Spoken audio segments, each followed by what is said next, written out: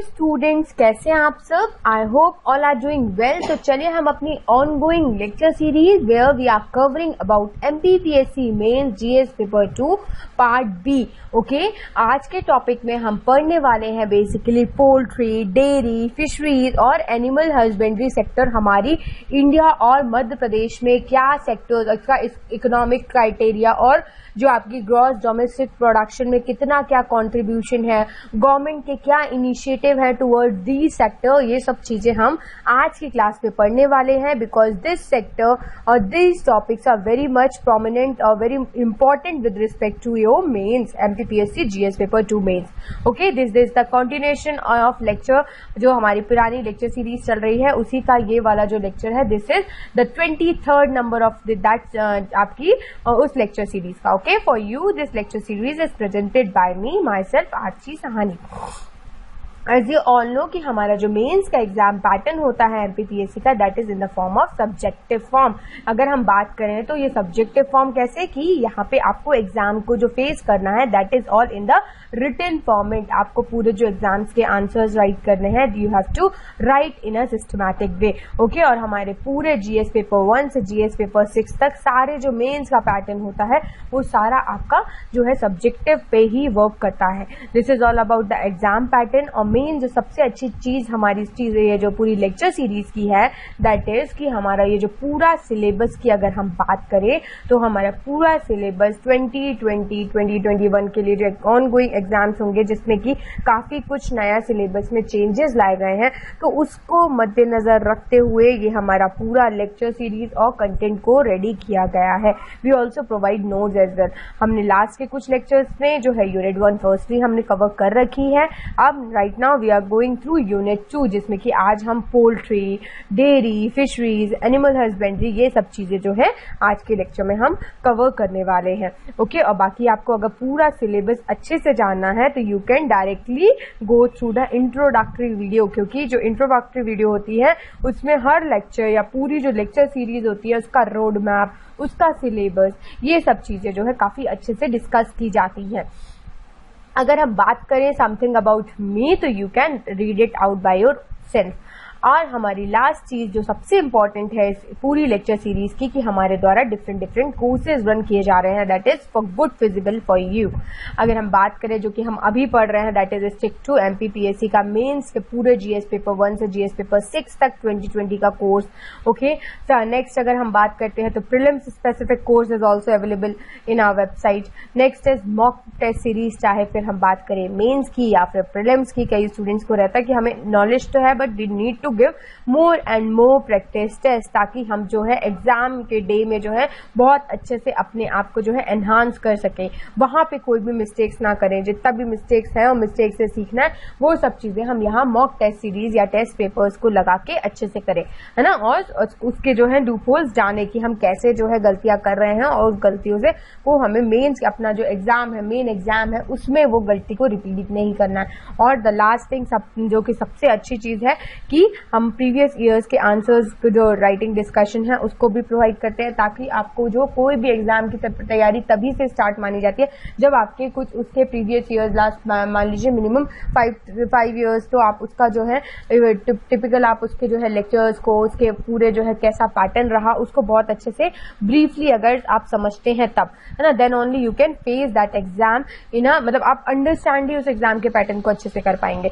And at last हम पूरे जो है इनके अपने नोट्स भी प्रोवाइड करते हैं। और for all these courses if you want to avail extra benefit, extra 10% discount, तो you can use my referral code that is TRG137। और अगर आपको फिर भी कोई क्वेरीज होती हैं इस कोर्सेज के रिगार्डिंग तो आप हमारी एक्स्ट्रा इन्फॉर्मेशन के लिए वेबसाइट विजिट कर सकते हैं या फिर इस गिवन कॉन्टेक्ट नंबर पे जो है कॉन्टैक्ट कर सकते हैं। हमारी team is really working very hard for you to provide a good quality of lecture and the course content as well. तो चलिए हम आज का लेक्चर जो है स्टार्ट करते हैं। तो सबसे पहले तो हम जानेंगे कि पोल्ट्री सेक्टर बेसिकली क्या, आपका पोल्ट्री जो है, जो अपन बेसिकली जो मुर्गियां पालन और ये सब करते हैं ना, उसका क्या एनहांसमेंट है अपनी इंडियन इकोनॉमी में। तो अगर हम बात करें गवर्नमेंट के डेटा के रिस्पेक्ट में, तो poultry sector in India is valued at around 1200,000 crore का जो है इसका एक तरीके से बिजनेस होता है। ब्रॉडली 2 सब सेक्टर्स हैं इसके।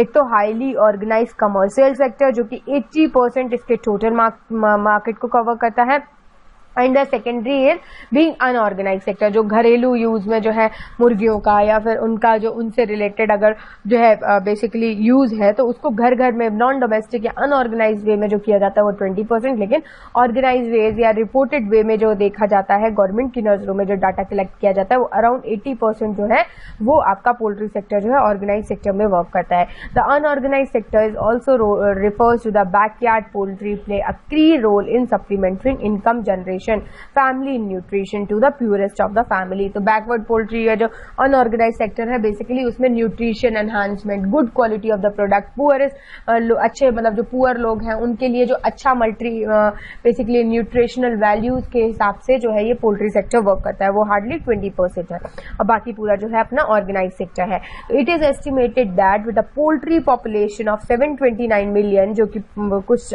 पुराने सालों में नोटिस की गई है, स्मॉल और मीडियम फार्मर्स जो है मोस्टली जो है कॉन्ट्रैक्ट फार्मिंग वगैरह में इंगेज रहते हैं। तो ये जो सारे जो पोल्ट्री वगैरह की जाती है वो फार्मर्स के द्वारा ही की जाती है, और organised sub sector needs conductive environment to grow for which policy support and intervention is required. तो इस सेक्टर में भी अच्छा पॉलिसी सपोर्ट, अच्छा गवर्नमेंट का इंटरवेंशन, ताकि लोग ज्यादा से ज्यादा जो है इस सेक्टर्स को, मतलब क्योंकि एक प्रॉफिटेबल कमर्शियल सेक्टर है तो इस सेक्टर से फार्मर की ही लाइवलीहुड अच्छी होगी, है ना। तो गवर्नमेंट क्या, अगर गवर्नमेंट की कोई पॉलिसीज और मेजर्स लेने हैं तो firstly it will regulate like disease surveillance, drug residue, drug vaccine quality control, standardisation and quality control of poultry. तो ये सब चीजों पे आपका पोल्ट्री सेक्टर पे गवर्नमेंट को वर्क करना चाहिए। अगर हमारी कुछ स्ट्रेंथ देखें, पॉजिटिव साइड देखें, तो लो cost protein in the country की, मतलब सस्ते में जो है अच्छा न्यूट्रिशन और अच्छा प्रोटीन जो है आपको प्रोवाइड करता है, that is all comes under poultry sector.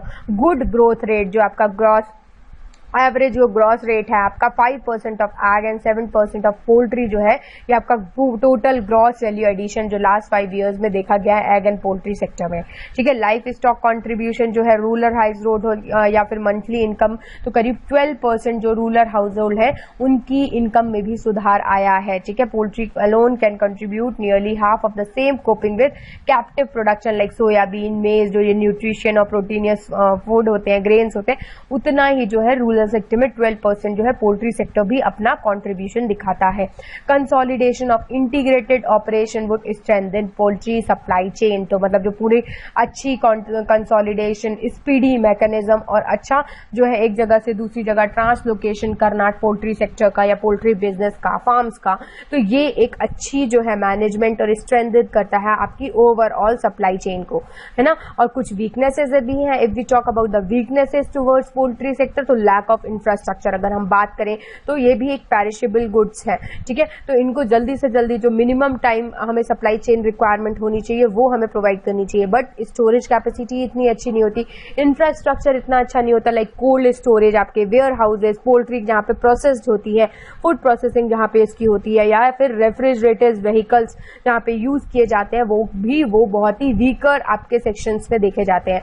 अगर हम बात करें कि हाई मेज और soya price fluctuation leading to availability of issue of poultry feed at the reasonable price, जो मेज और सोयाबीन का जो प्राइस का इतना ज्यादा फंक्शनल आपका फ्लक्चुएशन होता है, उसी के तर्ज पे जो है सोया आपका जो अल्टरनेटिव मीन्स ऑफ फूड या फिर आपका खाने की जो है प्रोटीन इनटेक से पोल्ट्री को देखा जाता है। तो जब मेज और सोया जो है बहुत ज्यादा हाई प्राइस में होता है, तभी इस पे जो है इसके तरफ लोगों का बेसिकली रुझान ज्यादा रहता है या फिर परचेजिंग ज्यादा रहती है।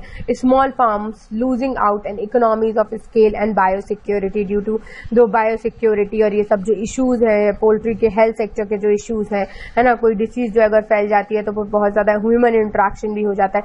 तो इन सब वजह से जो है ये इसके कुछ कुछ वीकनेस साइड्स हैं, लैक और undefined standards leading to impeding cheaper import, और बहुत ज़्यादा जो है आपके बेसिकली आपके जो बोलना चाहिए कि इम्पोर्ट और एक्सपोर्ट्स के कोई लैंडमार्क्स नहीं है, कोई प्रॉपर पॉलिसीज एंड मेजरमेंट्स नहीं है, जिसकी वजह से एक इंटरनेशनल स्टैंडर्ड्स को ये नहीं फॉलो कर पाता है और हमारा जो है इम्पोर्ट या एक्सपोर्ट में कुछ ना कुछ रुकावटें आ जाती हैं। लेकिन ये सब प्रॉब्लम्स को फेस करते हुए जो है गवर्नमेंट ने कुछ रेगुलेटरी मेजर्स भी लेके आए होंगे, है ना। तो वो हम देख लेते हैं कि what are the major regulatory frameworks towards poultry sector, जो कि मेनली आपके गवर्नमेंट साइड से आए हैं, है ना। तो सबसे पहले हम बात करें कि एक आपका contagious disease in animal act 2009, जो कि prevention and control of infectious जो डिसीज होता है उससे रेगुलेट किया जाता है कि आपका जो है बेसिकली पोल्ट्री सेक्टर में कोई बीमारी बहुत ज्यादा फैल ना जाए। वेटरनरी काउंसिल एक्ट जो है 1985, जो कि वेटरनरी प्रैक्टिसेस और इनकी एजुकेशन के लिए पूरा वर्क करता है। लाइफ स्टॉक इम्पोर्टेशन एक्ट, जो कि आपका जो है रेगुलेट करता है लाइफ स्टॉक के बारे में, पूरा रेगुलेट करता है, उसको फ्रेमवर्क करता है, ठीक है। सो दिस इज ऑल अबाउट कि हमारे क्या क्या फ्लॉज थे, क्या क्या स्ट्रेंथनिंग थी, और what are the major regulatory frameworks which are run by the government of India towards poultry sector. चलिए, तो यहाँ पे हमारा पोल्ट्री से रिलेटेड तो टॉपिक खत्म होता है। नेक्स्ट वी विल कंट्रीब्यूट और we will study about dairy sector. So चलिए हम इंडियन डेयरी सेक्टर की बात करते हैं। तो what we cover in the dairy sector, that increasing preferences of a healthy lifestyle is expected to new the Indian dairy industry to grow at compounded, क्योंकि बहुत ज्यादा जो है डेयरी आपका इंडस्ट्री में बहुत ज्यादा मल्टीपल वेराइटी ऑफ प्रोडक्ट्स का जो है बिजनेस होता है, तो इसलिए डेयरी सेक्टर जो है बहुत प्रोमिनेंट रोल इंडियन इकोनॉमी या इंडिया की इंडस्ट्री में जो है आपका इन्वॉल्व करता है। अगर हम बात करें कि ओवरऑल कंपाउंड ग्रोथ रेट जो कि सिंस लास्ट ईयर से अगर नोटिसेबल है इंडियन डेयरी सेक्टर में, तो इट इज अराउंड 15%, जो कि 2020 में नोटिस किया गया है। The sector is touted to emerge as 9.4 lakh crore industry, which present an immense opportunity for business.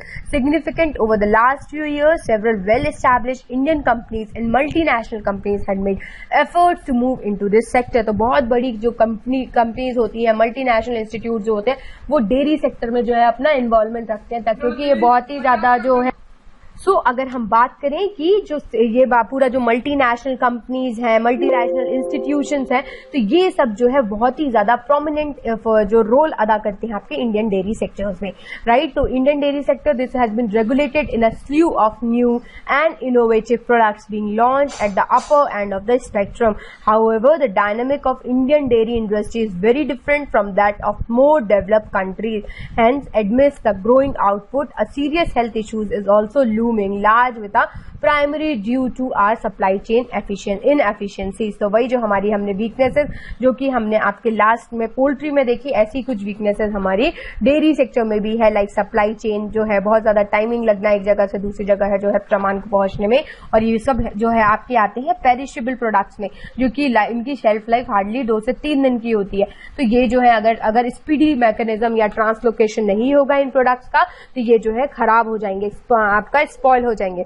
Okay, तो प्रॉब्लम जो कि आपके इंडियन डेयरी सेक्टर में मोस्टली फेस की जाती है, अगर हम बात करें तो in developed market dairy aggregator companies depend on large corporate dairy farms, where is अगर हम जो बड़े बड़े जो आपके डेवलप कंट्रीज है लाइक यूके, यूएस, रशिया, तो वहां पे तो आपके कॉर्पोरेट डेयरी फार्म्स है, जो कि टोटल उनका मेन काम ही क्या होता है, प्रॉफिट ज्यादा से ज्यादा जो है मेंटेन और अर्न प्रॉफिट। लेकिन अगर हम इंडिया की बात करें तो ये एक सब्सिडेंस एक्टिविटी है। India's major milk supply comes from million of small producers, जो छोटे छोटे फार्मर्स होते हैं, है ना, वहां से जो है आपका मिल्क आपके यहाँ तक जो है, कई बार आपने देखा होगा जो मिल्क मेड होते हैं या मिल्क मैन्स वगैरह होते हैं, वो आपके घर पे जो है वो आते हैं, तो वो आउटसाइड ऑफ द विलेज या मतलब आपके सिटी के लगा कोई गांव या फिर सिटी में ही कोई किसी ने भैंस वैस पाली होती है, तो ऐसे स्मॉल स्केल में प्रोडक्शन होता है। फिर इन लोग या तो डायरेक्टली डेयरी में देते हैं या फिर डायरेक्टली घर पे भी दे देते हैं।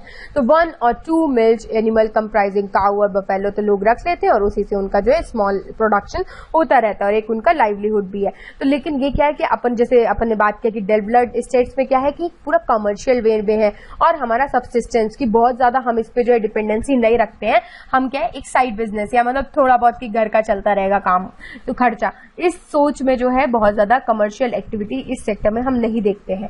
ठीक है, तो ये चीज एक प्रॉब्लम है, एक फ्लॉ है। Additionally only about 20% of milk produce is challenge for organised marketing and the rest, मतलब आपका 80% जो है वो तो अनऑर्गेनाइज वगैरह सेक्टर्स में चला जाता है कि मतलब वो डायरेक्ट घर पे पहुंच गया या खराब हो गया, लोगों ने घर पे यूज कर लिया इस टाइप से। लेकिन ऑर्गेनाइज सेक्टर में आपका सिर्फ और सिर्फ 20% जो कि डेयरी सेक्टर आपका जो है नोटिसेबल है। तो ये बहुत ही ज्यादा जो है एक तरीके से प्रॉब्लमेटिक है, नेगेटिव फ्लॉ है। A large cadre of small time vendors are involve in collecting milk from local producer and selling it in both urban and rural area. तो वही जो डेयरीज वगैरह वाले होते हैं, लोकल वेंडर्स होते हैं, उनका काफी ज्यादा जो है टाइम, क्योंकि एक इसकी स्पीडी मैकेनिज्म, एक सप्लाई चेन पूरी प्रॉपर मैकेनिज्म इसकी है नहीं, तो लोगों को जो है प्रॉब्लम फेस करना पड़ता है। और this kind of supply chain has a glaring inefficiencies where as a large portion of milk produce does not adhere the basic standard of hygiene. और अलग अलग जगह से आता है तो कोई एक जो पर्टिकुलर इंटरनेशनल स्टैंडर्ड है या नेशनल स्टैंडर्ड्स है इनको फॉलो नहीं कर पाता है, एक पूरा सैनिटाइज और हाइजीन के भी जो है ये पूरा फॉलो नहीं करता है मेजर्स। तो ये आपका जो है एक इनसफिशियंसी दर्शाता है आपके मिल्क या फिर आपके डेयरी सेक्टर के toward. The issue is aggravated on over 80% of milk consumption in India is liquid milk, which can pose serious health risk. फिर unchilled और unpasteurized milk can produce disease causing germs and bacteria. तो जो हम unpasteurized या unchilled milk वगैरह जो directly ले लेते हैं तो वो उससे बहुत ज्यादा आपके जर्म्स हो सकते हैं, बैक्टीरिया हो सकते हैं। ऐसे ही है हम बात करें फसाई की, food standard and food safety and standard authority of India pointed out in our 2019 survey that 70% of the urban and 31% of the rural supplies do not meet standards. तो ये जो है पर्टिकुलर आपके स्टैंडर्ड्स को फॉलो नहीं करता है, जिसके कारण जो है आपको हेल्थ इश्यूज और डिसीजेस को जो है सफर करना पड़ता है। वेरियस बैक्टीरिया जर्म्स जो है आपकी इंटरनल बॉडी या इंटरनल कैविटी को डिस्ट्रॉय करते हैं। तो these are the major problems behind dairy sector. तो इसके कुछ सॉल्यूशंस भी होंगे। तो क्या सॉल्यूशंस है? We talk about to ensure that the Indian dairy industry constitute to grow in a healthy and sustainable manner, it is important to reassess only the supply chain. तो सबसे पहला इंपॉर्टेंट हमारा चीज है कि हमें ज्यादा से ज्यादा अच्छा क्या करना है, सप्लाई चेन को अच्छा करना है, मॉडर्नाइजिंग करना है अपने मिल्क लॉजिस्टिक को, अच्छे जो हमारे पूरे जो टॉक्सिक फ्री और एंटीबायोटिक सेफ्टीज और प्रॉपर हेल्थ एंड सैनिटाइजेशन जो हाइजीन को जो है मेंटेन करते हुए जो है डेयरी सेक्टर को और ज्यादा एनहांस करना चाहिए। मैनेजिंग एंड रियरिंग कैटल्स, जो पूरी कैटल्स हैं उनको पूरा मैनेज करना चाहिए, सिंस सप्लाई चेन हमारा और जो टाइम कंजम्पशन है एक जगह से दूसरी जगह ट्रांसलोकेशन के लिए वो भी और मिनिमाइज हो सके।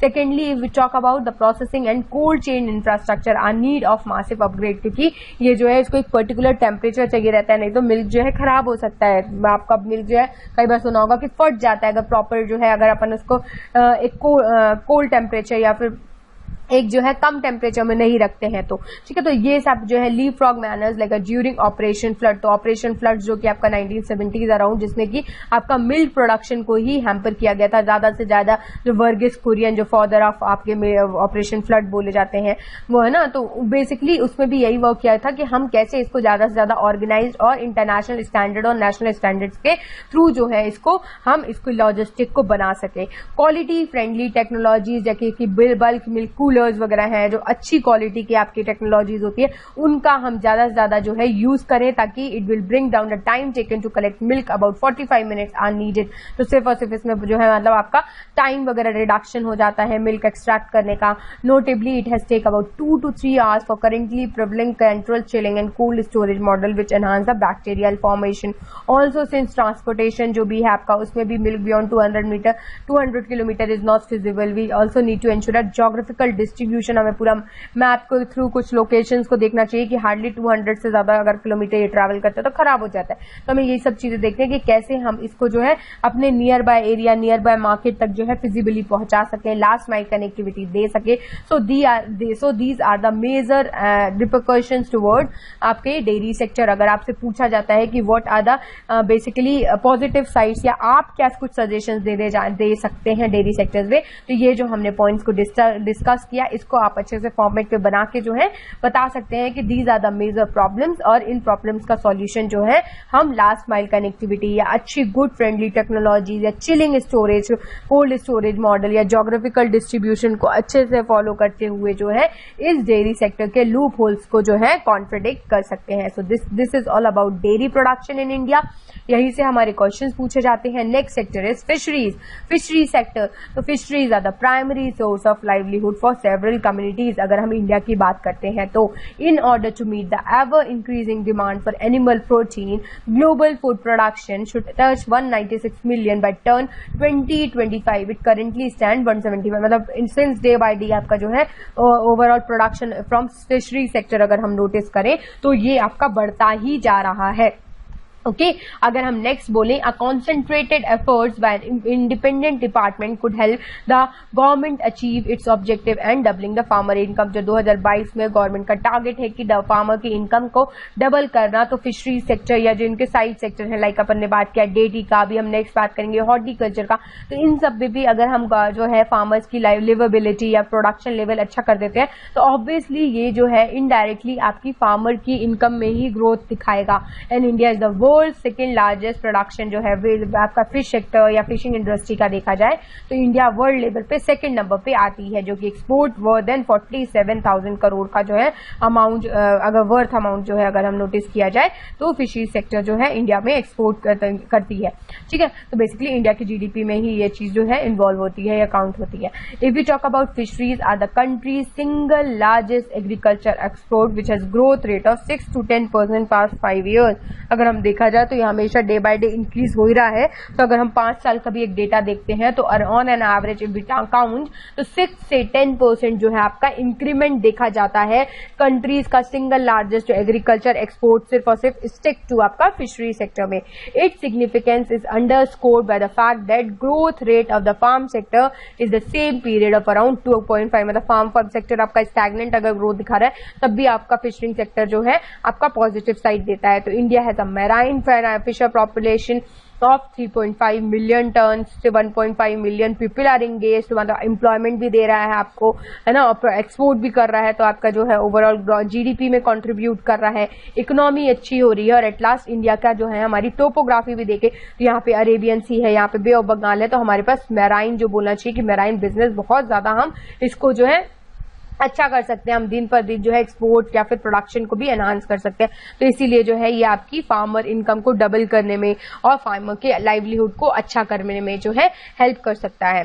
ठीक है, इफ वी अब देखें कि मतलब ये तो हमने बात कर लिया कि ये अभी ट्रेंडिंग सिनारियो है, लेकिन कुछ इश्यूज भी हैं रिगार्डिंग टू फिशरी सेक्टर अगर हम बात करें स्पेशली अपने इंडियन सेक्टर्स में, राइट। तो India fishery sector face the challenge of sustainability कि ये मार्केट कितना या फिर ये फिशरीज डिपार्टमेंट या पूरा जो मार्केट है ये कितना सस्टेन है, कितना बैलेंस्ड है, कितना जो है रिटर्न, मतलब ये तो नहीं कि उतार चढ़ाव बहुत ज्यादा चीजें देखनी नहीं जाती, मतलब कि एक तरीके से कि लोग जो है इसमें दिन पर दिन एम्प्लॉयड तो होते जा रहे हैं पर उनकी लाइवलीहुड इस पे डिपेंड तो है।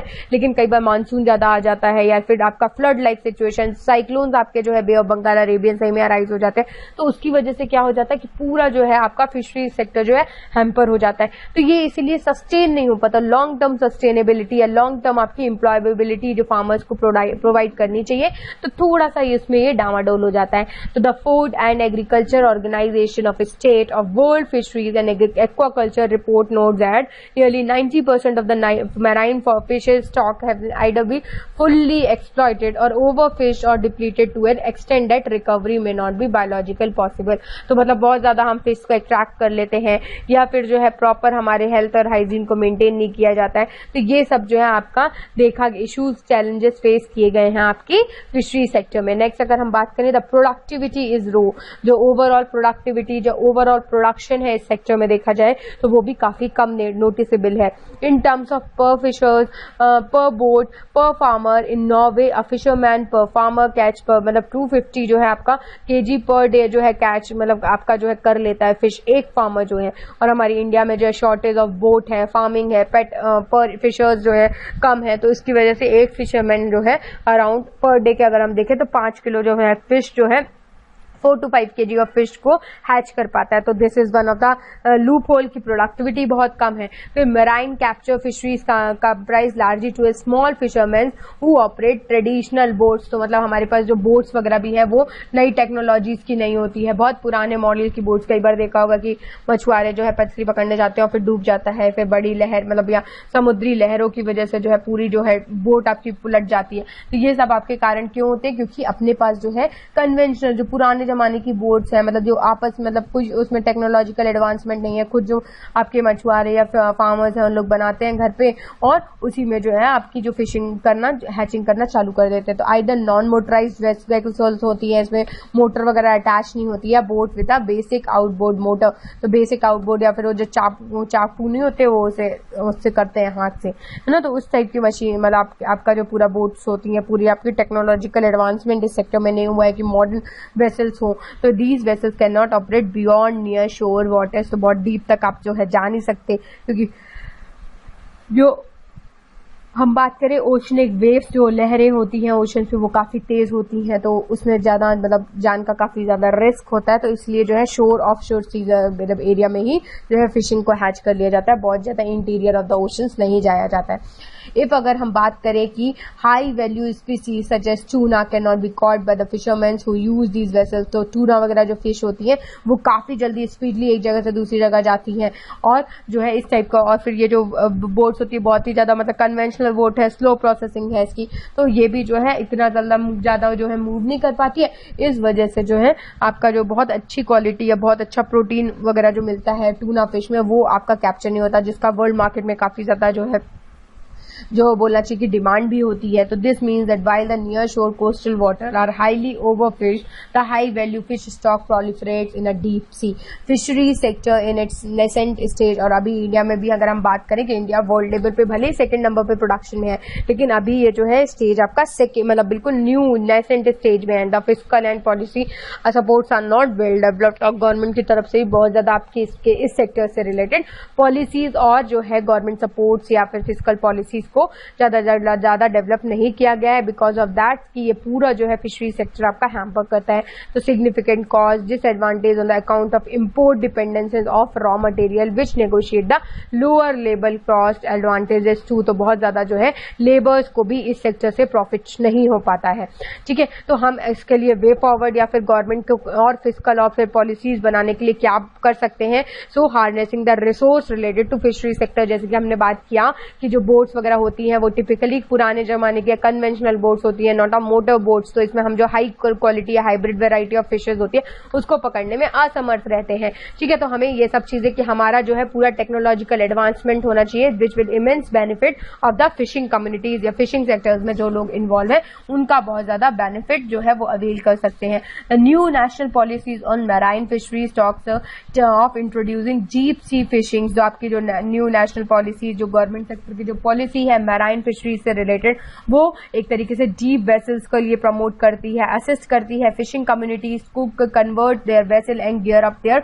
Water beyond. तो ये अच्छी एक तरीके से वे फॉरवर्ड है। The policy envisages intensive fish farming, जो हम अभी तक जो है आपका सब्सटेंसिव करते हैं कि मतलब स्मॉल लेवल पे जो है थोड़ा बहुत अपना साइड बिजनेस के लिए बस करते हैं, लेकिन इंटेंसिव जब हम करने लगेंगे तो वो कमर्शियल वे में चला जाएगा और एट लास्ट हमारी फार्मर का जो बेसिकली 2020 का जो डबलिंग द फार्मर इनकम का जो गवर्नमेंट का नारा है वो भी अच्छे से फुलफिल हो पाएगा और एट लास्ट हमारी कंट्री हमारी नेशन की इकोनॉमिक ग्रोथ भी अच्छी होगी through the increase stock of seeds, better feed quality, diversification of species, innovation practices such as अगर हम बात करें recirculatory aquaculture system aim to realise the goal for more crop per drop. As a result the productivity of fresh water farm fishes वगैरह जो है वो और बढ़ जाएंगी। More area should be brought under fish farming, जो आपके artificial bonds lakes बनाए जाते हैं या आर्टिफिशियल फिशिंग की जाती है उसको भी डे बाय डे जो है उसका फॉर्मेशन भी और ज्यादा होना चाहिए ताकि इस सेक्टर को हम और ज्यादा अच्छे से बूस्टअप कर सकें। So the government has invested our hatcheries to meet the ever increasing demand for good quality fishes. The expansion of aquaculture can increase this demand exponentially. The introduction of cage culture and reservoirs वगैरह जो है उसमें आपका fishes का production करना, bodies can also increase the output. This new practice give freedom to fisherman from the risk of travelling danger river and restricted reservoir. है। तो यहाँ पे बहुत ज्यादा जो फिश रिवर स्ट्रीम्स वगैरह में जो बह जाते हैं, फिशरमैन्स की डेथ हो जाती है, उस टाइप के आपको रिपरकशंस को नहीं फॉलो करना पड़ेगा। और छोटे छोटे रिजर्वायर्स में आपका अच्छी हैचिंग या फिर आपका एक्वाकल्चर जो है मेंटेन हो सकता है। हम और अच्छा जो है एक्सपोर्ट करके अपनी इकोनॉमी को और बूस्टअप कर सकते हैं। ठीक है, इफ वी टॉक अबाउट कि government should fill the large infrastructure gap, government को भी इस सेक्टर में काफी ज्यादा जो इंफ्रास्ट्रक्चर गैप जो है, जो कि बहुत स्लो प्रोसेस कर रहा था, उसमें और ज्यादा बूस्टअप दिखाना चाहिए, ताकि in the country through developing infrastructure project such as fishing harbour, fishing landing centres, जो ये सब है आपके डिसीज डायग्नोस्टिक सेंटर, इन सब पे और वर्क करना चाहिए, ताकि इन फ्यूचर जो है हमारा फिशिंग सेक्टर और बूस्टअप हो सके। तो आपसे बेसिकली क्या प्रॉब्लम्स है, प्रेजेंट कंडीशन क्या है और वे फॉरवर्ड क्या है आपके फिशिंग सेक्टर से, ये सब रिलेटेड जो है आपके क्वेश्चंस पूछे जा सकते हैं इस टॉपिक से। नेक्स्ट आज का जो है हमारा लास्ट टॉपिक रहेगा, this is all about animal husbandry. Animal husbandry में बेसिकली जो हम डोमेस्टिकेट करते हैं पेट एनिमल्स, और उनसे जो है हमें अगर कुछ प्रॉफिट होता है, या उनके अगर हम बाय प्रोडक्ट्स को अगर सेल आउट करते हैं, तो उससे जो है हमें अगर कुछ प्रॉफिट होता है, तो उसे हम क्या बोलते हैं, एनिमल हस्बेंड्री। तो animal husbandry is actually the science of looking after the and breeding animals, mostly these that are used in the agriculture and allied activities. जैसे कि डोमेस्टिकेशन किया तो हमने डेयरी प्रोडक्शन किया, पोल्ट्री की, या फिर इनको जो है खेती बाड़ी के लिए जो बेसिकली यूज करते हैं ना गाय भैंस वगैरह को, तो उनको उसमें यूज किया, बैल वगैरह को, तो टू प्रोवाइड प्रोडक्ट फूड्स और रिसर्च पर्पसेस और अ डोमेस्टिक पैट्स। तो ये सब के लिए जब प्रॉफिटेबल बिजनेस के लिए आप एनिमल हस्बेंड्री या एनिमल को कंजर्व करके रखते हैं, उनका ध्यान रखते हैं, तो ये हमारा पूरा सेक्टर एनिमल हस्बेंड्री के अंदर आता है। तो basically it is a wide range of activities जहाँ पे इंक्लूड होती है care and grooming of pets या domesticated pets, nurturing the pets, livestock raising, accommodation management और हाइजीन, कितना हम मैनेज कर रहे हैं उनको, एकोमोडेशन कैसा प्रोवाइड करें, हाइजीन रिलेटेड इश्यूज क्या है, कोई बीमारी तो नहीं पूरे एक एरिया पे फैल गई। तो this study also overlap with many other discipline, जो कि आपके साइंस के, जैसे कि एग्रीकल्चर, वेटरनरी साइंस, आपका जो है जूलॉजी, एनवायरमेंटल साइंस है ना, एंड जेनेटिक्स। तो इन सब की पूरी स्टडीज जो है आपकी एनिमल हस्बेंड्री के सेक्टर में की जाती है। तो animal husbandry is useful in us in the following veg की, मतलब ये सेक्टर तो ठीक है, हमें समझ में आ गया कि डोमेस्टिकेशन ऑफ पेट, उनकी ग्रूमिंग और ये सब, ताकि हमें ये कुछ ना कुछ प्रोडक्शन या बाय प्रोडक्शन जो है प्रोवाइड कर सके एट लास्ट, जो कि फार्मर्स की जो है इनकम बढ़ा सके और अपनी इंडिया की भी जीडीपी में कंट्रीब्यूट कर सके। लेकिन ये सब यूजफुल कैसे हो सकता है? तो it contributes the poverty alleviation through increase house hold income. अगर किसी भी गांव या किसी भी एक घर में जो है हाउस होल्ड की इनकम बढ़ेगी, तो ऑब्वियसली पॉवर्टी, जो गरीबी है, वो खत्म होगी। It is an integral part of crop farming and contribute significantly to household nutritional security. Better breeding and practices like artificial insemination provide us with better wild yield with the same input, boosting the GDP of the country. Animal husbandry also gives a way out to research and development of agriculture sustainable food practices conforming to the environment. तो ये सब आपके जो है, ताकि और ज्यादा हमारा environment boost हो सके, food practices enhance हो सके। Animal husbandry जो हमारी provide करता है अपनी day to day जो basic needs होती हैं, use of the product like dairy products, जो कि अपने बात किया, फिर mammalian livestock can be used as a source of milk and dairy products like अपना योगर्ट, दही, चीज, बटर, आइसक्रीम। तो ये सब आपका प्रोडक्शन बहुत अच्छा होता है। मीट जो अपन ने, पोल्ट्री या कई जगह बीफ वगैरह भी, ये सब चीजें चलता है। तो इन सब के लिए जो मीट प्रोडक्शन वगैरह है, ये भी दिस इज वेरी हेल्पफुल, है ना। Production is useful for the dairy protein and मतलब लो कॉस्ट प्रोटीन और एनर्जी प्रोवाइड करता है। Next we talk about land management. The grazing of livestock is sometime use as a way to control weeds and under growth, for example in increase area of prone basically wild fires. आपके goat ship, ये जो है आपका grazing और बहुत ज्यादा जो है आपका ओवर ग्रोथ हो गई है, कहीं पे वीडिंग हो गया है, बहुत ज्यादा जो है झाड़ी जंकाल हो गए हैं, तो उसमें जो है ये लोग जो है आपका बेसिकली इनको जो मतलब आपके पालतू लोग जो है ग्रेस कर लेते हैं पूरे ड्राई श्रब्स वगैरह को, तो रिड्यूस हो जाता है रिस्क ऑफ फायर्स। तो ये भी एक बहुत अच्छा सॉल्यूशन है। एक तरीके से अपना फाइबर, जो कि live stock producer range of fibre, textile, for example ship and goats, जिसकी वजह से हम वूल और जो है ये सब लेदर वगैरह बनता है। ठीक है, तो ये आपके बाई प्रोडक्ट्स हो गए। कई जगह आपने देखा होगा कि शिप को भी जो है डोमेस्टिक एनिमल्स की तरह जो है आपका जो है डोमेस्टिकेट किया जाता है पेट की तरह। अब कुछ हम गवर्नमेंट रिलेटेड स्कीम्स या government related steps towards basically on आपका एनिमल हस्बेंड्री, हम ये सब चीजें देख लेते हैं। तो government scheme related to animal husbandry, the government scheme mainly comprise of various acts, rules and missions. तो अगर हम बात करें, these are mainly covered in maritime zone of India act, the veterinary council act, fisheries act, some of the mission related to these describe below. तो हम एक एक करके देखते हैं। जैसा कि आपने काफी कुछ सुना होगा नेशनल लाइव स्टॉक मिशन के बारे में, जो कि 2014-15 से जो है गवर्नमेंट इसको रन कर रही है। बेसिकली इसका काम भी क्या है, इंप्रूव करना लाइव स्टॉक के प्रोडक्शन को, ठीक है। The mission is design to cover all the activities required to ensure quantitative and qualitative improvement in livestock sector और इसके प्रोडक्शन में। The mission over will cover the everything germane to improve the livestock productivity, मतलब पूरा आपका जो है आपका सारे, मतलब बोलते हैं ना चहु और जो होते हैं कि सारे जितने भी लूप होल्स हैं उन पे वर्क करती है आपकी लाइव स्टॉक्स को अच्छा करने के लिए ये mission. The mission is formulated with the objective of sustainable development of livestock sector, focusing on improving availability of quality of feed and fodders. ये सब फूडर्स वगैरह भी कितना अच्छा अवेलेबल है, ठीक है। नेक्स्ट अपना national programme for bovine breeding और डेयरी डेवलपमेंट, ये भी आपका जो है एनिमल हस्बेंड्री के लिए ही यूज होता है। तो इस सेक्टर में बेसिकली अगर बात करें, it has been initiated on February 2015 by merging 4 ongoing departments of, like अगर हम बात करें डेयरी डेवलपमेंट प्रोग्राम की, असिस्टेंस ऑफ कोऑपरेटिव्स की, मिल्क प्रोडक्शन की, तो ये सबको जो है सबस्यूम करके जो है करेंटली सिर्फ इसके 2 कंपोनेंट्स है, एक बोवाइन ब्रीडिंग का और दूसरा हमारा डेयरी के डेवलपमेंट का, कि national programme for bovine breeding और national programme for dairy development. तो ये आपके बेसिकली इसमें काम करते हैं। तो इन अ नटशेल अगर हम बात करें कि हमारा डेयरी सेक्टर या एनिमल हस्बेंड्री से हम कैसे जो है ज्यादा से ज्यादा अपना आउटपुट यूज कर सकते हैं, या फिर हमारी पॉवर्टी इससे कैसे कम हो सकती है, तो with increase in population, persistence rise in the food inflation, unfortunate rise in the farmer society and majority of the Indian population having agriculture as the primary occupation। तो एग्रीकल्चर में ही इसको हम साइड बिजनेस की तरह जो है या farmers इसको यूज कर सकते हैं। The practice of animal husbandry is no more a choice but a need of a contemporary scenario, की मतलब आपका लाइवलीहुड अच्छा करना है, फूड की महंगाई, आपका इन्फ्लेशन वगैरह इतना ज्यादा है, आपका पॉपुलेशन ग्रोथ इतनी ज्यादा हो रही है, तो इन सबको मैनेज करने के लिए जो है आपका ये एक तरीके से कंटेम्परेरी सिनेरियो में जो है बहुत ज्यादा इंपॉर्टेंट हो चुका है animal husbandry. It successfully sustain and skilful implementation will go a long way in ameliorating the socio economic condition of lower strata of our society. तो बेसिकली ये बूस्ट अप करेगा आपका जो सोशल और सोशियो इकोनॉमिक स्ट्रेटा या deprive section of the society में जो आपके लोग हैं उनकी पॉवर्टी लेवल या उनके सोशल इकोनॉमिक फ्लॉस को। रिसर्च और जो पेटेंट का इश्यूज होता है, फूड प्रोसेसिंग इंडस्ट्री, एग्रीकल्चर में जो होता है वो आपका और ज्यादा nutrition powerhouse of the world जो है बेसिकली ये वर्क करता है।